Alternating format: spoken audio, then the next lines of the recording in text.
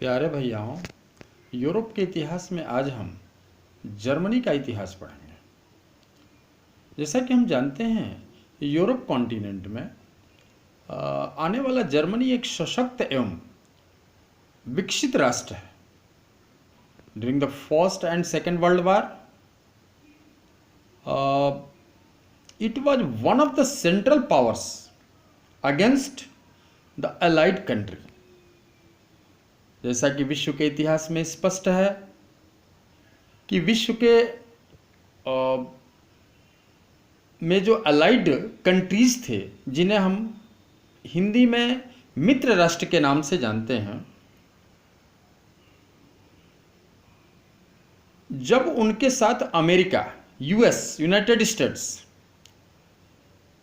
आया तो allied country मजबूत हो गए।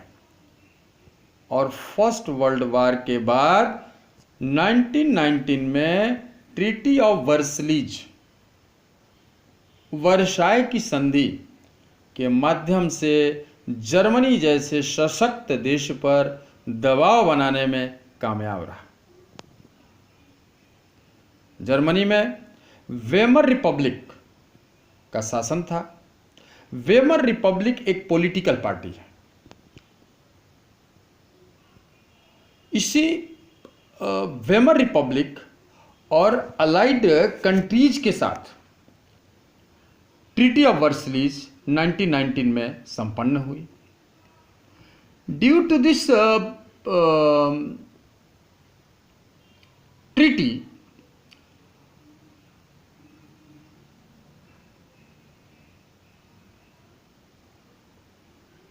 Germany came on back foot.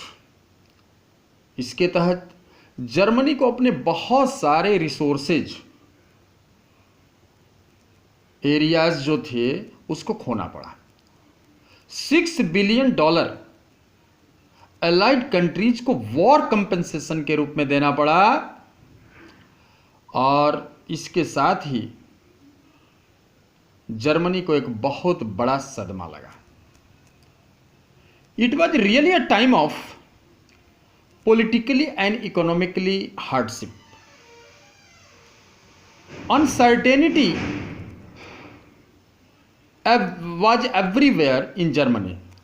In this situation, Hitler rose in the history of Germany as a reaction of Allied power.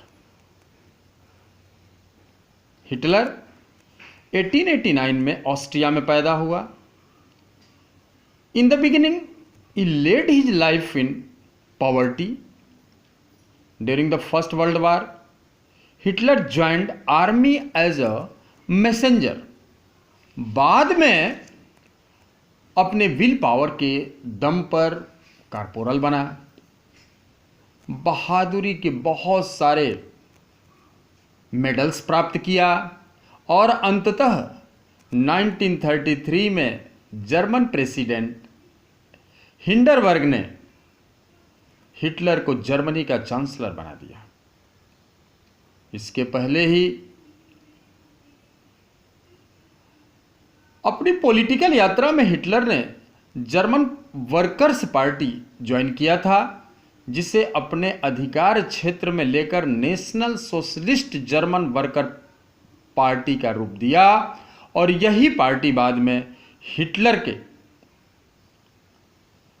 Power में आते ही Nazi party, नत्सी के रूप में विश्व पटल पर छा गई।